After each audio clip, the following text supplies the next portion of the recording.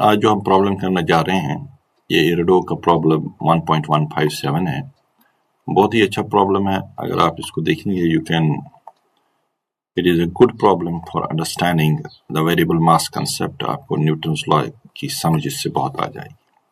तो क्वेश्चन में पूछा गया है, हमारे पास एक चेन है, a chain hangs on a thread. अब हमारे पास एक चेन है, वो एक थ्रेड से हैंग किया हुआ है and touches the surface of the table by its lower end। जो इसका lower end है just touch कर रहा है surface of the table, इस पे बैठा नहीं है।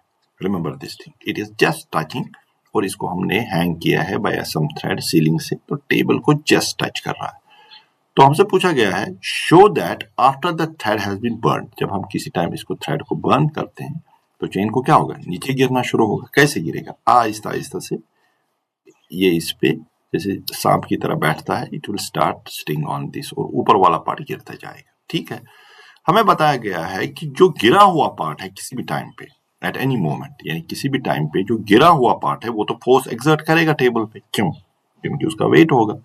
और जो गिर रहा है पार्ट, वो जो फोर्स एक्सर्ट करेगा, गिरने वाला पार्ट या जो गिर रहा है पार्ट, वो ट्वाइस द फोर्स एक्सर्ट करेगा जो already mass on the table है, जो पार्ट ऑलरेडी गिरा है टेबल पे। ठीक है, तो देखिए ये हमारा इनिशियल है एट t इक्वल टू 0। ये हमारा किसी भी टाइम एट एनी मोमेंट हमारा ऐसे पोजिशन होगा, दिस मास ऑलरेडी गिरा हुआ होगा और ये चेन गिर रहा होगा नीचे। ठीक है, हमें बताना है कि जो ऑलरेडी मास इस पे गिरा हुआ है वो जो फोर्स एक्सर्ट कर रहा है टेबल पे, और जो गिर रहा है मास वो जो फोर्स एक्सर्ट कर रहा है टेबल पे, गिरने वाला मास, जो गिर रहा है मास, वो ट्वाइस द फोर्स एक्सर्ट कर रहा है which is already on the table. देखिए इसको, ये हमारी इनिशियल कंडीशन है। तो हम देखेंगे कि इनिशियली हमारा, तो इसमें हम दो एजम्पशंस लेंगे कि हम लेट m जो हमारा है, let m be the mass of the chain, let m be mass of chain. ठीक है जी, ये पहला हम लेंगे, and L be its length। ठीक, देखो तो इनिशियली ये ऐसे चेन है, ठीक है, जस्ट टचिंग इट, तो इस पे कोई फोर्स नहीं है टेबल पे, क्योंकि है ही नहीं कुछ, ये जस्ट इसको टच कर रहा है। ऑल द फोर्स जो इसका है mg, वो that is balanced by this thread. ठीक है, टेंशन इन द थ्रेड। अब इसको काटा है हमने, इस थ्रेड को हमें काटा है। तो आफ्टर सम टाइम क्वेश्चन ये बोल रहा है कि कुछ part of the chain after some time, जब ये गिर रहा है, ये नहीं है, जब ये गिर रहा है, कुछ पार्ट ऑफ द चेन इस पे गिरा होगा ऐसे, और कुछ गिर रहा होगा लाइक दिस। तो हमें बताना है जो ये पार्ट फोर्स एक्सर्ट करेगा टेबल पे, that will be what is its mass into g, is equal to जो ये चेन गिर रहा है वो ट्वाइस द फोर्स लगाता है जो ये ऑलरेडी इस पे मास। देखो इसको हम सॉल्व करने के लिए इसको आप आराम से समझ लीजिए। हम इनिशियली देखेंगे, लेट अस से हम इस चेन को अज्यूम करेंगे ये छोटे छोटे, क्योंकि चेन एक रिग्ड बॉडी है, छोटे छोटे मास एलिमेंट से बना है, वो हम पार्टिकल्स ट्रीट करेंगे। अब ये सारे particle under the influence of gravity गिर रहे हैं। ओनली द फोर्स जो इस पे एक्सटर्नल फोर्स लगता है, ग्रेविटी का फोर्स है, टेंशन है, वो इंटरनल फोर्स है, नीचे कहीं ज्यादा टेंशन वेरिएबल है, वो क्योंकि चेंज होगा टेंशन, क्योंकि इसका वेट चेंज होगा, लेकिन वो इंटरनल फोर्स है, वो इस पे कोई असर नहीं डालेगा। सो हमारा हर एक एलिमेंट, हमारी जो चेन है, ये overall we can say that इसका एक्सेलरेशन जो है, एक्सेलरेशन ड्यू टू ग्रेविटी है। So we can say that its acceleration is constant नीचे गिरने का, and is equal to g। ठीक है, ये मैंने आपको ऐसे ही समझाने के लिए बता दिया। ठीक है जी, हम क्या करेंगे, हम इनिशियली लेंगे एक छोटा सा element of this chain which is having a length dx, which is initially at a distance of x from the table. ये समझ लीजिएगा, ये हम दे रहे हैं जब अभी चेन को हमने काटा नहीं था। एक मास एलिमेंट लेंगे, उसका लेंथ लेंगे dx, और वो चेन टेबल से x डिस्टेंस पे है। ठीक है, एट एनी मोमेंट जब हम देखेंगे, जब ये सारा जो चेन x तक है ये टेबल पे गिरा है, तो वो मोमेंट हम लेंगे। तो उस टाइम जो ये मास एलिमेंट है, जो ये मास एलिमेंट है जो हमने इनिशियली लिया था एट t इक्वल टू 0, ये यहां पे आ जाएगा। जस्ट चेन पूरा टेबल पे आ गया x तक, वो ऐसे ऐसे ऐसे ऐसे x तक वर्क करके बैठा इधर, तो ये मास एलिमेंट जो हमारा dx है वो जस्ट अब टच करेगा चेन को और चेन ऊपर से नीचे आ रहा है। ठीक है, समझ आ रही है बात? तो यानी कि दिस इज, जब चेन अभी गिरा नहीं था, हमने एक मास एलिमेंट dx लिया which was initially at a x distance from the table, और जिस मोमेंट पे हम कैलकुलेट करना चाहते हैं, that is a random moment, हम उस मोमेंट को सोचेंगे कि ये सारा वाला जो x तक सारे मास एलिमेंट है या x तक सारा चेन है, ये टेबल पे पूरा बैठ गया है। अब यहां से ऊपर चेन बाकी है जिसको टेबल पे बैठना है, और ये चेन, ये वाला चेन अब गिर रहा है। समझ में आ गया? अब बैठा हुआ मास कितना है? हमने मास लिया m, अगर L इसकी लेंथ है तो मास पर यूनिट लेंथ होगा, so we can say that mass already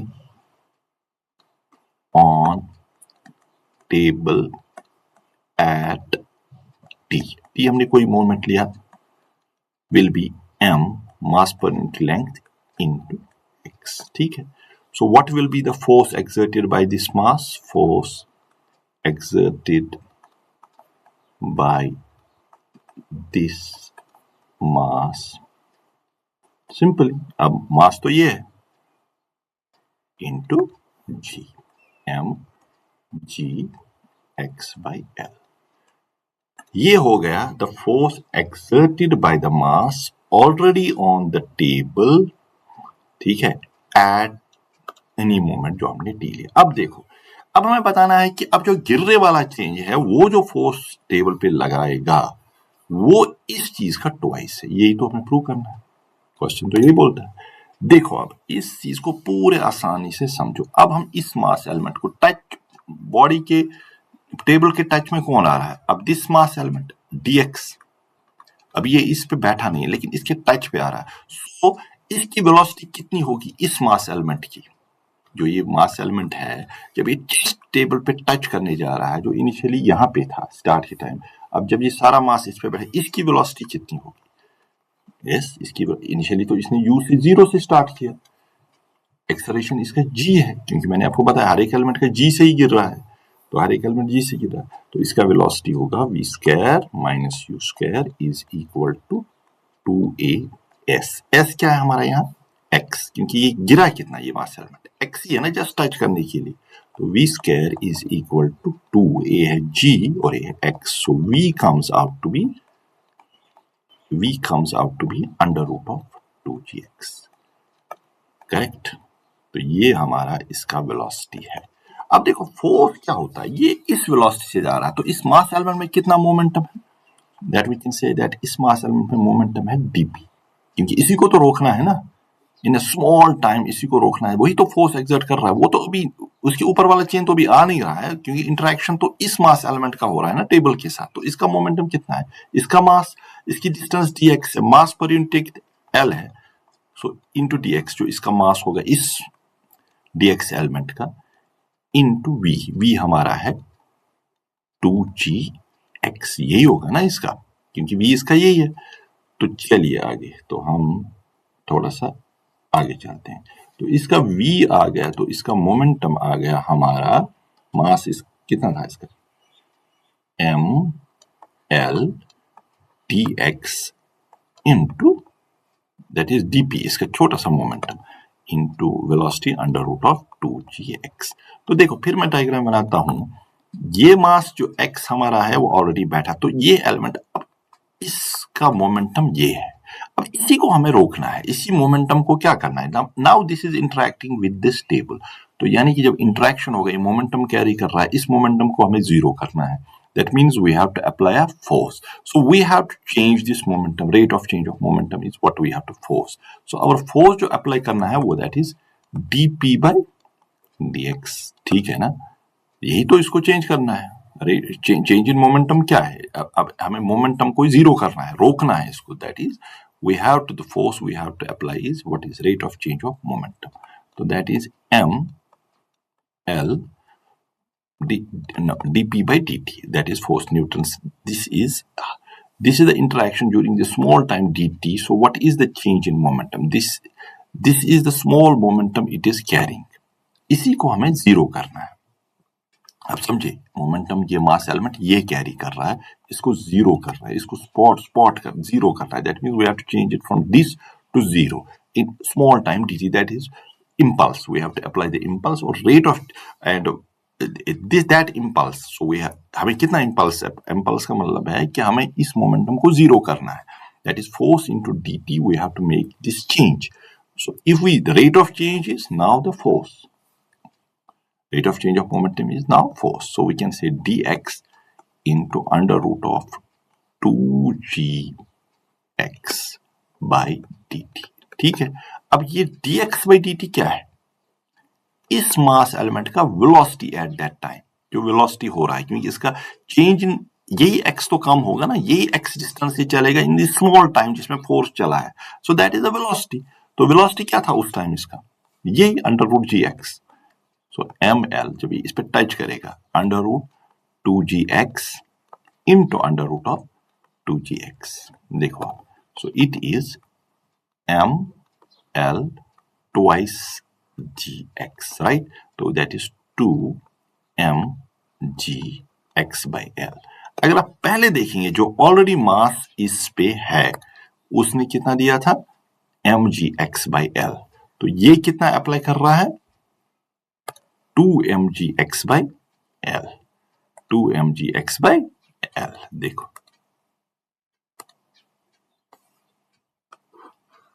now the so this force is, so already जो मास अप्लाई कर रहा था वो था mgx by l. अब हमने देखा जो ये गिरता हुआ चेन है इसका मोमेंटम इस एलिमेंट को स्टॉप करने के लिए, तो हमारे पास कितना आया? 2gx by l, right? 2g twice mgx by l.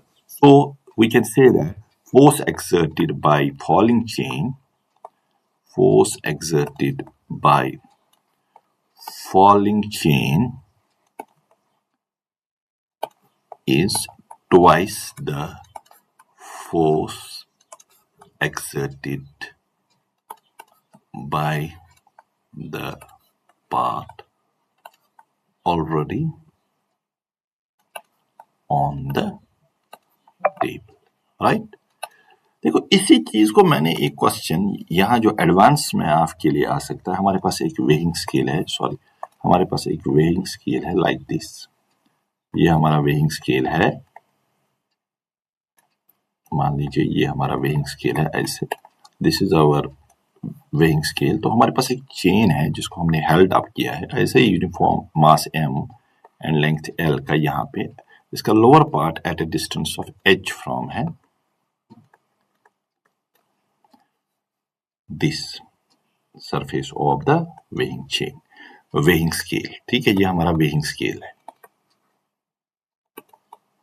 तो हमसे पूछा गया है, मैं अगर एडवांस में आपका एक क्वेश्चन पूछा जाएगा, इसका लेंथ l है, जब हम इसको काटेंगे चेन तो इस पे गिरेगा, तो आपको जो मास इसका होगा, अब जो ये मेजर करेगा, क्योंकि आपने देखा फोर्स इस पे सिर्फ उतना ही नहीं रहता है जितना ये चेन इस पे बैठा है. Some force is exerted by this falling chain. So आपसे क्वेश्चन पूछा जाता है कि plot reading of scale as function of time. Plot reading of scale as function of time. अगर आप इस वीडियो पे कुछ लाइक और कुछ कमेंट्स करेंगे, मे बी पहले आप इसको ट्राई करो. If you can do it, maybe I can provide a solution for this question also. Thank you.